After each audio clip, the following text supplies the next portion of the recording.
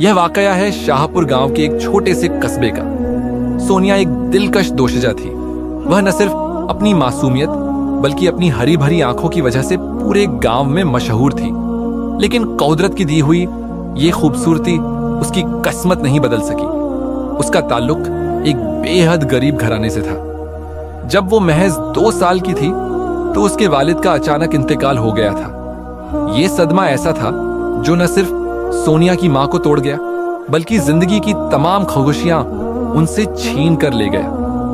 अब मां बेटी के सहारे जिंदगी का पहिया चलाने की कोशिश हो रही थी। पहले पहल सोनिया की मां लोगों के घरों में काम करती थी, लेकिन जैसे जैसे बीमारी ने उसे कमजोर किया वो चारपाई तक महदूद हो गई।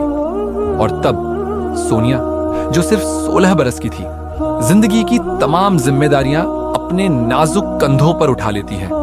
वो रोज सुबह सवेरे उठती, जंगल की तरफ जाती, लकड़ियां काटती और शाम तक उन्हें शहर से आने वाले व्यापारियों के हाथ बेच देती। यूं घर का थोड़ा बहुत गुजारा हो जाता। गांव के करीब ही एक रहस्यमय जंगल था जिसके कुछ हिस्से आज तक अनजान और सुनसान थे। वहां जाने की किसी को इजाजत नहीं थी, बल्कि कई डरावनी कहानियां उन हिस्सों के बारे में मशहूर थीं। एक दिन अचानक सोनिया की मां बिल्कुल बिस्तर से लग जाती है, लेकिन सोनिया के लिए उसकी मां की सेहत सबसे अहम है। एक दिन सोनिया गांव के बूढ़े हकीम को बुलाती है ताकि वो उसकी मां का मुआयना कर सके। हकीम बोला, उस रहस्यमय जंगल में एक जड़ी बूटी है जो बहुत शिफायाब है। हो सकता है वो तुम्हारी मां की जिंदगी बचा सके, क्योंकि तुम्हारी मां के जिस्म में एक अजीब किस्म का जहर फैलने लगा है, लेकिन वो जड़ी बूटी उस पर असर कर सकती है। एक जमाना था जब मेरी आंखें तेज थीं। मैं खुद जंगलों में जाता, पहाड़ों से जड़ी बूटियां लाता, लेकिन अब इन आंखों की रोशनी खत्म होने लगी है। अब मैं सिर्फ ख्वाबों में उन घाटियों को देख सकता हूं। सोनिया ने उम्मीद भरी नजरों से पूछा, क्या वो दवा ऐसी है जो मेरी मां को बचा सके?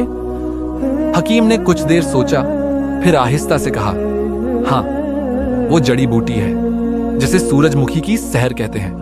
ये बूटी जंगल के उस हिस्से में उगती है जहां कोई नहीं जाता। वो हिस्सा राजा वीर सिंह के खजाने की जगह के तौर पर मशहूर है। लोग कहते हैं कि जो भी वहां गया कभी लौट कर नहीं आया। सोनिया ने बिना हिचक कहा, मैं वहां जाऊंगी। हकीम चौंक पड़ा। बेटी, अगर गांव के किसी शख्स ने तुझे उस तरफ जाते हुए देख लिया तो वो तूफान खड़ा कर देंगे। वो जगह ममनुआ है। सिर्फ खजाने की हवस रखने वाले या पागल वहां जाते हैं और वो वापस कभी नहीं आते। सोनिया की आंखों में आंसू उतर आए, लेकिन साथ ही एक अजीब सी चमक भी पैदा हुई। वो आहिस्ता से बोली, मेरे पास इस दुनिया में मां के सिवा कुछ नहीं। अगर मां चली गई तो मैं बिल्कुल तन्हा हो जाऊंगी। मैं हर खतरा बर्दाश्त कर सकती हूं। मां के बिना जीना नहीं सीखा। हकीम खामोश रहा, गोया दिल ही दिल में सोनिया के हौसले को सलाम कर रहा हो। उसी रात जब पूरा गांव तारीकी की चादर में लिपटा हुआ था, सोनिया आहिस्ता से अपने बिस्तर से उठी। उसने मां के चेहरे पर एक आखिरी मोहब्बत भरी नजर डाली, फिर आहिस्तगी से दरवाजा खोलकर बाहर निकली ताकि किसी को आवाज न आए। उसके कदम धीरे धीरे जंगल की तरफ बढ़ने लगे। रास्ता सुनसान था, मगर सोनिया के कदम नहीं रुके। हर कदम के साथ उसका दिल जोर जोर से धड़कने लगता, लेकिन उसके हौसले में लर्जिश न थी। वो दिल में बार बार सिर्फ एक दुआ मांगती जा रही थी, या अल्लाह, मां को शिफा दे दे, मुझे रास्ता दिखा दे। उसके हाथ में एक छोटी सी मशाल थी जिसकी मध्यम रोशनी सिर्फ चंद कदम आगे दिखा रही थी। अचानक जंगल के दरवाजे पर आकर वो रुकी। ये वो मुकाम था जहां से आगे जाने की किसी को इजाजत न थी। वहां एक पुराना सा लकड़ी का बोर्ड लगा था जिस पर मिट्टी से अटे अल्फाज अब भी दिखाई देते थे, यहां से आगे जाना मना है, मौत तुम्हारा इंतजार कर रही है। सोनिया ने गहरा सांस लिया, दिल को थामा और एक कदम उस ममनुआ दुनिया की जानिब बढ़ा दिया। जैसे ही वो जंगल के अंदरूनी रास्ते में दाखिल हुई, उसे एक अजीब सी बेचैनी ने घेर लिया। अचानक फजा में ठंडक बढ़ गई, जैसे हवा में कोई रहस्यमयी लम्स घुल गया हो। हर कदम के साथ ऐसा लगता जैसे कोई चीज पीछे से ताकुब कर रही हो। फिर एक लम्हा ऐसा आया जब वाकई उसे पीछे से किसी के कदमों की चाप सुनाई दी, निहायत हल्की मगर मुसलसल। सोनिया का दिल जोर जोर से धड़कने लगा। उसने फौरन रुककर पलटकर देखा, लेकिन पीछे सिर्फ चांदनी से भीगी जमीन और कुछ सरकती हुई झाड़ियां थीं। क्या ये मेरा वहम है? उसने खुद से सवाल किया। मगर जैसे ही वो आगे बढ़ी, वो आवाज फिर उभरी, टक टक टक। अब की बार आवाज थोड़ी और वाज़ेह थी। सोनिया की सांसें रुकने लगी। उसने एक बार फिर पलटकर देखा और इस बार उसकी आंखें हैरत से फैल गईं। जमीन पर एक लंबी सी लकीर वाज़ेह हो चुकी थी, जो बिल्कुल वहां से शुरू होती थी जहां सोनिया ने कदम रखा था, और सीधी उसके पीछे पीछे चली आ रही थी। ये लकीर, ये कैसे बन रही है? कोई मेरे पीछे है या कुछ? उसका गला सूखने लगा। उसने हाथ में थामी मशाल को और जोर से पकड़ा, जैसे वहीं उसकी आखिरी ढाल हो। लेकिन सोनिया ने अपने कदम नहीं रोके। उसे पता था कि हकीम ने जिस पौधे का जिक्र किया था वो जंगल के आखिरी कोने में है, जहां खुशबू तेज हो, जमीन में नमी हो और पौधे की जड़ों से हल्की हल्की रोशनी निकलती हो। सोनिया अब दौड़ने लगी। कदमों की आवाज भी तेज हो गई, या शायद उसका वहम और डर उसका पीछा कर रहा था। सोनिया का दिल तेजी से धड़क रहा था। रात की अंधेरी खामोशी में जंगल का सन्नाटा और वो लगातार कदमों की चाप, जैसे कोई साया उसके पीछे हो। लेकिन जब भी वो पीछे मुड़ती, कोई नजर नहीं आता। उसने कई बार तेज कदमों से आगे बढ़ने की कोशिश की, लेकिन हर बार वही चाप, वही अनजानी मौजूदगी का एहसास उसे रोक देता। वो बिना मंजिल के दौड़ती रही, दाएं बाएं मुड़ती, झाड़ियों को चीरती, पेड़ों के नीचे से गुजरती, यहां तक कि वो जंगल के एक ऐसे हिस्से में पहुंच गई जहां चांद की रोशनी भी पूरी तरह जमीन तक नहीं पहुंच पा रही थी। घना अंधेरा, नमी भरी हवा और खामोशी का एक अजीब सा बोझ। सोनिया ने बेबसी से चारों ओर नजर दौड़ाई, लेकिन वो खुशबूदार पौधा जिसे वो ढूंढ रही थी कहीं नहीं दिखा। न कोई रास्ता, न कोई संकेत कि वो वापस घर कैसे जाएगी। उसने अपने दोनों हाथों से सिर पकड़ लिया और एक पुरानी झुकी हुई जड़ के किनारे बैठ गई। उसके दिल की धड़कन अब आंसुओं की रफ्तार से मिल चुकी थी। आंखों से टपकते आंसू उसके हाथों पर गिर रहे थे, जैसे उसकी बेबसी को खुद कुदरत ने महसूस कर लिया हो। माँ, मैं आपके लिए सब कुछ करने निकली थी, लेकिन अब मैं खुद ही खो गई हूं। वो धीमी आवाज में बुदबुदाई। अचानक एक बार फिर वही आवाज, टक टक, नरम पर लगातार। सोनिया ने बेइख्तियार अपने सीने पर हाथ रखा। दिल इतनी जोर से धड़क रहा था कि मानो वो इस आवाज से बाहर निकलने को बेताब हो। फिर पेड़ों के बीच से, काली शाखों की ओट से एक साया हरकत में आया। सोनिया ने अपनी आंखें तेज की और वो लम्हा आ पहुंचा जिसने उसके सारे थकान, डर और घबराहट को एक पल में रोक दिया। पेड़ों की छाया से निकलकर एक लंबा चौड़ा वजीह नौजवान सामने आया। उसके कंधों पर काली चादर थी, बालों में हल्की नमी थी, जैसे वो खुद फिजा में घुलकर अब सामने आया हो। लेकिन जो चीज सबसे ज्यादा हैरान कर देने वाली थी वो थी उसकी आंखें। चमकदार हरी आंखें, बिल्कुल वैसी ही जैसी सोनिया की थी। तुम यहां क्या कर रही हो? उसने सोनिया की घबराहट को महसूस करते हुए नरमी से पूछा। सोनिया ने हिचकिचाते हुए अपने हाथ मले और कहा, मैं एक खास जड़ी बूटी तलाश करने आई थी, लेकिन वापसी का रास्ता भूल गई हूं। वो नौजवान खामोशी से उसे देखता रहा, जैसे उसकी आंखों के पीछे की कहानी पढ़ रहा हो। फिर एक शांत लहजे में बोला, परेशान मत हो, मैं तुम्हें इस जंगल से निकालकर तुम्हारे गांव तक पहुंचा दूंगा। सोनिया को हैरानी हुई। ये नौजवान आखिर इस जंगल में क्या कर रहा था? वो कैसे इतनी आसानी से यहां घूम रहा था, जबकि सबको यहां आने से रोका जाता था? मगर इस वक्त वो सवाल करने के बजाय बस उसके पीछे चल दी।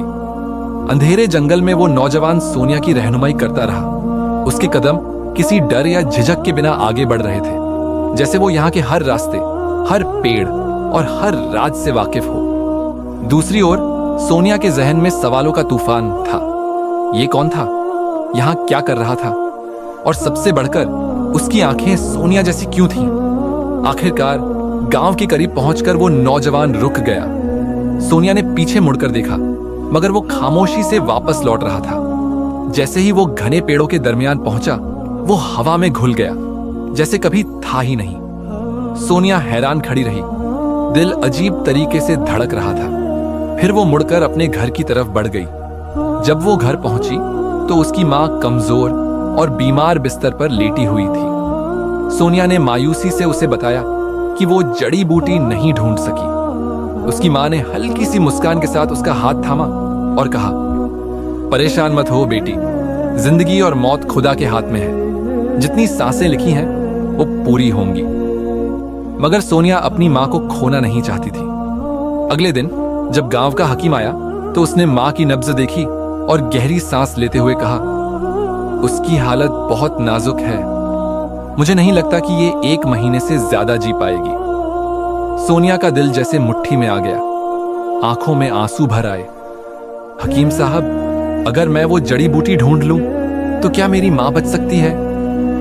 हकीम ने एक लम्हे के लिए उसे गौर से देखा, फिर धीरे से कहा, शिफा देने वाला खुदा है, लेकिन अगर वो जड़ी बूटी मिल जाए तो शायद तुम्हारी मां की जिंदगी लंबी हो जाए। सोनिया की आंखों में एक चमक आई।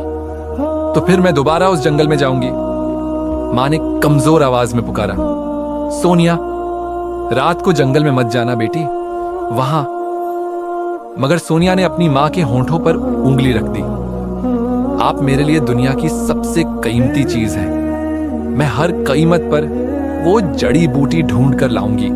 सोनिया के दिल में डर और उम्मीद की मिली जुली भावना थी। वह धीरे धीरे जंगल की ओर कदम बढ़ा रही थी, लेकिन आज वह पिछली रात की गलती दोहराना नहीं चाहती थी। इसलिए उसने अपने हाथ में छोटे सफेद पत्थर भर लिए थे। हर कुछ कदमों पर वह एक पत्थर रास्ते में गिरा देती ताकि वापसी का रास्ता चिन्हित रहे।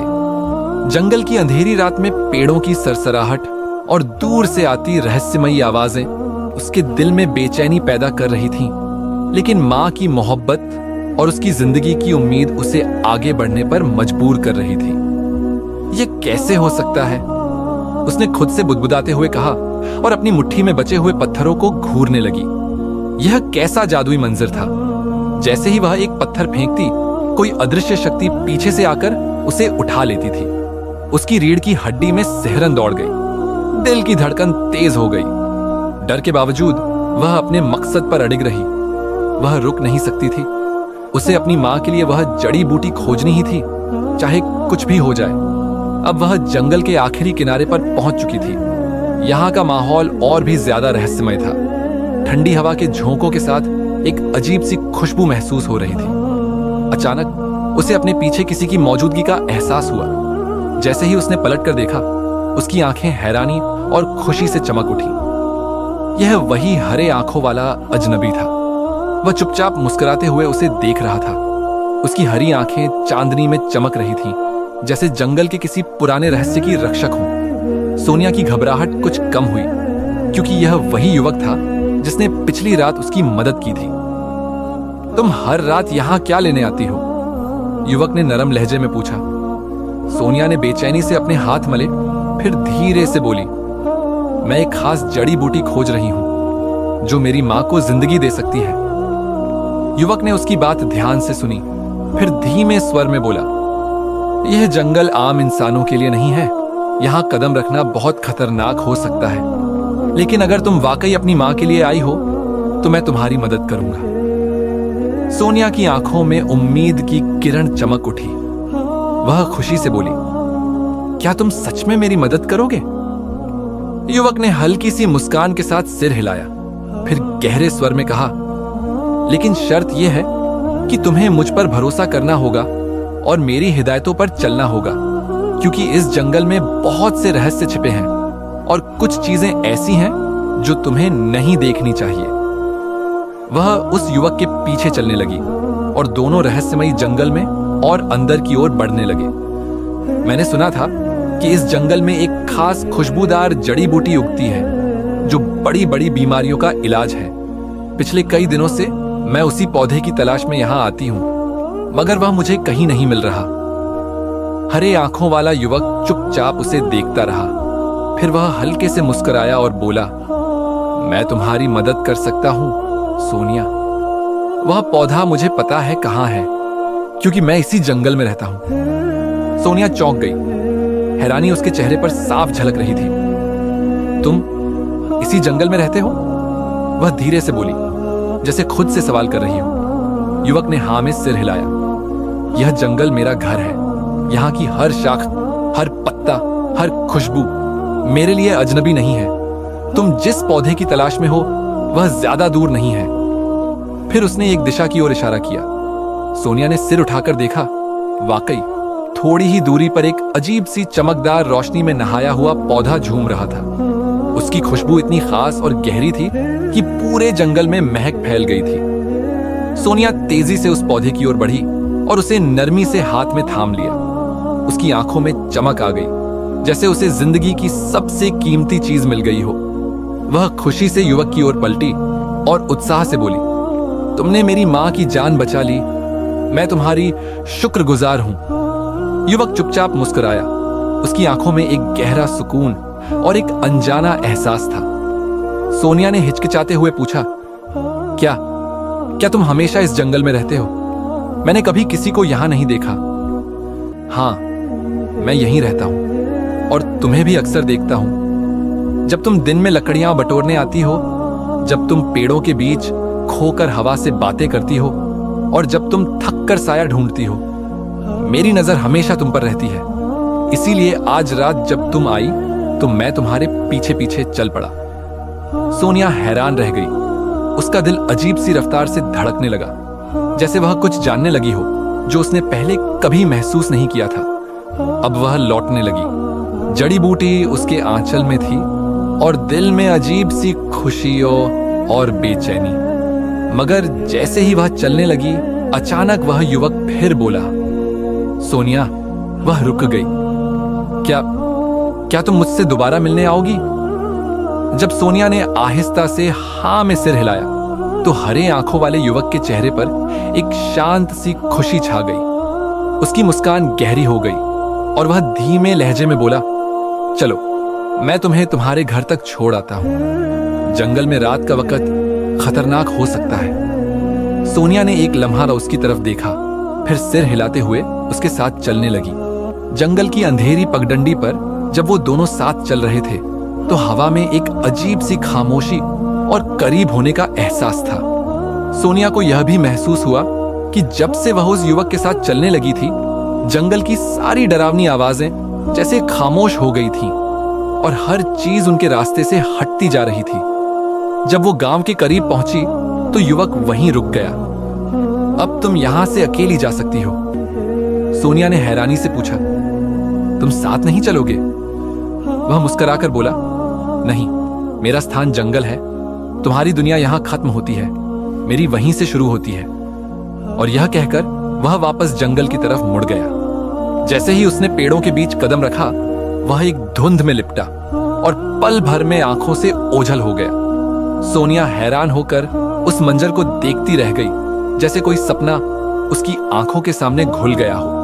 मगर उसके हाथ में वो कीमती जड़ी बूटी थी, जिसकी महक अब भी उसकी सांसों में बसी हुई थी। जब वह घर पहुंची तो सीधा हकीम जी के पास गई। जड़ी बूटी उनके हाथ में थमाते हुए बोली, यह वही पौधा है जिसके बारे में आपने बताया था। हकीम जी ने जैसे ही जड़ी बूटी को देखा, उनकी आंखें हैरानी से चमक उठी। सुभान अल्लाह बेटी, यह वाकई वही पौधा है। वह खुशी से सोनिया की तरफ मुतवज्जे हुए और कहने लगे, तुमने यह कहां से हासिल किया? यह जड़ी बूटी तो बरसों से लोगों की नजरों से ओझल है। जो भी इस जंगल में इसे खोजने गया, खाली हाथ लौट आया। सोनिया ने धीरे से कहा, बस अल्लाह का करम हुआ। हकीम ने उसकी हिम्मत को सराहते हुए कहा, तुमने जिस हौसले और मोहब्बत से अपनी मां के लिए यह पौधा ढूंढ निकाला है, उस पर तुम काबिल ए तारीफ हो। यह न सिर्फ तुम्हारी मां के लिए शिफा का जरिया बनेगा, बल्कि दूसरों बीमारों के लिए भी जिंदगी की किरण हो सकता है। मगर वह एक लम्हे को रुके, फिर संजीदा लहजे में बोले, इसके बारे में किसी को न बताना बेहतर होगा। सोनिया ने हैरानी से पूछा, क्यों? हकीम ने आहिस्ता आवाज में बताया, यह जंगल आम जंगल नहीं है। पुरानी कहानियों में लिखा है कि इस जंगल के खजाने की हिफाजत एक कबीला करता है। ऐसा कबीला जो इंसान नहीं, नाग है। कई बार लोग इस पौधे को तलाश करने गए लेकिन वापस नहीं आए। सुना है कि जो भी इस खजाने को हासिल करना चाहे उन धारियों वाले नागों का सामना करता है। सोनिया की आंखें हैरानी से फैल गईं। वह कुछ कहना चाहती थी, कुछ पूछना चाहती थी, मगर फिर रुक गई। उसे वह हरी आंखों वाला युवक याद आया, बेहद खूबसूरत, चुपचाप और रहस्यमय। क्या वह भी? उसका दिल जोर जोर से धड़कने लगा, मगर उसने कुछ नहीं कहा, बस चुपचाप सिर झुका लिया। हकीम जी दवा बनाने में मसरूफ हो गए और सोनिया अपने घर की ओर लौटने लगी। अब उसके दिल में दो बातें थीं, एक अपनी मां की सेहत और दूसरी वह युवक जिससे उसने वादा किया था कि वह दोबारा मिलने जरूर आएगी। अगले दिन हकीम ने सोनिया की मां के इलाज की दवा तैयार कर दी। दवा के कुछ बार इस्तेमाल से मां की तबीयत थोड़ी बेहतर हो गई थी, मगर अब घर की हालत बदतर होते जा रहे थे। गरीबी का यह आलम था कि खाने को कुछ नहीं था, पैसे खत्म हो चुके थे। सोनिया सोचने लगी कि वह फिर से जंगल जाए और लकड़ियां इकट्ठा करे, ताकि शहर से आने वाला व्यापारी जो हफ्ते में एक बार आता था, उन लकड़ियों के बदले उसे कुछ पैसे दे सके। सोनिया ने जैसे ही लकड़ियां इकट्ठा की और उन्हें उठाने के लिए झुकी, अचानक किसी ने वो लकड़ियां उठाकर अपने कंधे पर रख ली। सोनिया ने हैरानी से देखा, वही हरी आंखों वाला खूबसूरत युवक उसके सामने खड़ा था। सोनिया उसे देखकर मुस्कुरा दी। वह युवक बोला, मैं हूं ना तुम्हारी मदद के लिए, परेशान क्यों होती हो? सोनिया ने उसे बताया कि उसकी दी हुई जड़ी बूटी से उसकी मां की हालत काफी बेहतर हो गई है। युवक उसे देखकर मुस्कुराया और कहा, जब तक तुम्हें मेरी जरूरत होगी मैं तुम्हारी मदद करता रहूंगा। यूं दिन गुजरते गए। वह युवक अक्सर सोनिया की लकड़ियां उसके घर तक पहुंचा देता। व्यापारी अब उसे हजारों रुपये देने लगा था। घर के हालात बेहतर हो रहे थे और सोनिया के दिल में उस युवक के लिए जज्बात परवान चढ़ने लगे थे। वह अक्सर उसका इंतजार करती, उसकी आमद पर चेहरा खुशी से खिल उठता। एक दिन सोनिया ने अपनी सहेली नादिया से अपनी मोहब्बत का जिक्र किया। नादिया हैरान रह गई। सोनिया ने बताया कि वह युवक जंगल में उससे रोज मिलता है और उसकी आंखें भी उसकी जैसी गहरी हरी हैं। नादिया ने सोनिया से उससे मुलाकात की ख्वाहिश जाहिर की। अगले दिन सोनिया नादिया को जंगल ले गई, मगर युवक नहीं आया। नादिया ने शिकायत की कि वो तो कहती थी वो रोज आता है, आज कहां गया? दोनों मायूस होकर वापस जाने लगी कि झाड़ियों में अचानक सरसराहट हुई। नादिया चिल्ला पड़ी, सोनिया जल्दी भागो, वहां एक बहुत मोटा नाग छिपा हुआ है। दोनों डर के मारे दौड़ती हुई घर पहुंची। उसी शाम दरवाजे पर दस्तक हुई। सोनिया ने दरवाजा खोला, मगर कोई न था। लबोलुआब यह कि जो लकड़ियां वो जंगल में छोड़ आई थी वो सारी दरवाजे के बाहर रखी थी। अगले दिन सोनिया दोबारा अकेली जंगल गई। कुछ देर बाद वही हरे आंखों वाला युवक आ गया। सोनिया खफा होकर बोली, कल जब मैं नादिया को लेकर आई थी तो तुम क्यों नहीं आए? युवक मुस्कुराकर बोला, मैं मजबूर था, उसी में भलाई थी। फिर उसने सोनिया को एक कीमती हीरे का हार दिया। सोनिया हैरत में पड़ गई। वह बोली, इतना कीमती हार मेरे लिए? युवक ने एक गहरी सांस लेकर कहा, यह तुम्हारे पिता के एहसान का बदला है। तुम्हारा बाप एक सपेरा था जिसने मुझे पाला जब मैं एक बच्चा था, मगर मैं इंसान नहीं था, मैं एक अच्छा धारी नाग का बच्चा था। तुम्हारे पिता ने मुझे बड़ा करके जंगल में आजाद किया था।